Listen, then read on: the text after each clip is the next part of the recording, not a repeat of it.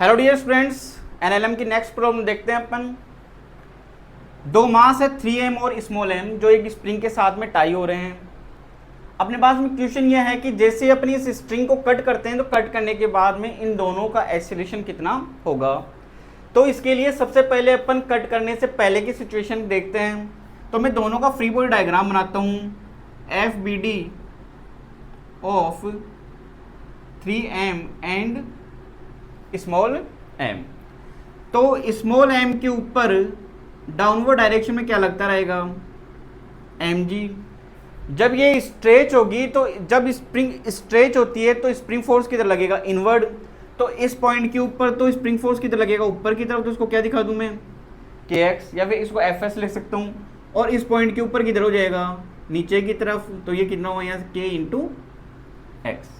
तो इस small m मास के ऊपर देखते हैं kx किधर लगेगा, ऊपर की तरफ। तो यहाँ पर जो ये kx है वो किसको बैलेंस करेगा, यहाँ से ये mg को। अब देखते हैं 3m के लिए। तो 3m के ऊपर स्ट्रिंग लगी हुई है तो स्ट्रिंग में टेंशन कितना हुआ, t। डाउनवर्ड डायरेक्शन में कितना लगेगा, 3mg। और स्प्रिंग फोर्स किधर लग रहा है, डाउनवर्ड। तो उसको भी नीचे दिखा देता हूँ, kx। तो यहाँ से t इक्वल टू कितना होगा, 3mg प्लस kx। अब मैं बाद की सिचुएशन देखता हूं। आफ्टर कट दी स्ट्रिंग, तो अपने को ये पता है कि जैसे ही अपन स्ट्रिंग को कट करते हैं तो जो स्ट्रिंग के अंदर फोर्स लगता है, टेंशन, वो इंस्टेंट क्या हो जाता है, जीरो हो जाता है। लेकिन स्प्रिंग में जो फोर्स लगता है वो इंस्टेंट जीरो नहीं होता। तो अगर मैं दोनों का दोबारा फ्री बॉडी डायग्राम बनाता हूँ m का, तो डाउनवर्ड mg लगता रहेगा और अभी भी स्प्रिंग फोर्स वैसे की वैसे ही लगता रहेगा, कितना, kx, क्योंकि ये इंस्टेंटली चेंज नहीं होता।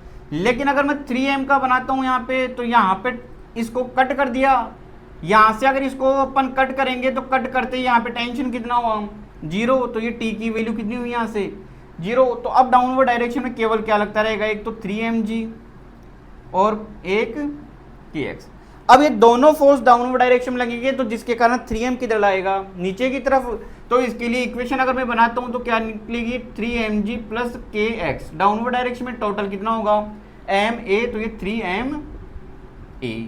और कट करने के बाद में भी kx किसको बैलेंस कर रहा है, यहाँ पे mg को। तो kx की जगह क्या लिख सकता हूं मैं, प्लस mg। तो ये निकल के आएगा यहाँ 3m, a कैंसिल आउट हुआ तो a की वैल्यू यहाँ से कितनी निकल के आई, 4g/3। और वो किधर रहेगी, नीचे की तरफ।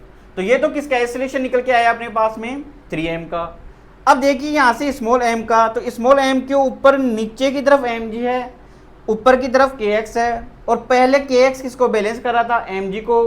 और स्प्रिंग फोर्स इंस्टेंट चेंज नहीं होता है तो अभी भी kx किसको बैलेंस करेगा, mg को। तो ये इक्विलिब्रियम की कंडीशन अभी भी है। तो एक्सीलरेशन ऑफ स्मॉल m कितना होगा, जीरो होगा। इसका मीन्स मैं ये लिख सकता हूं, it move downward with constant velocity.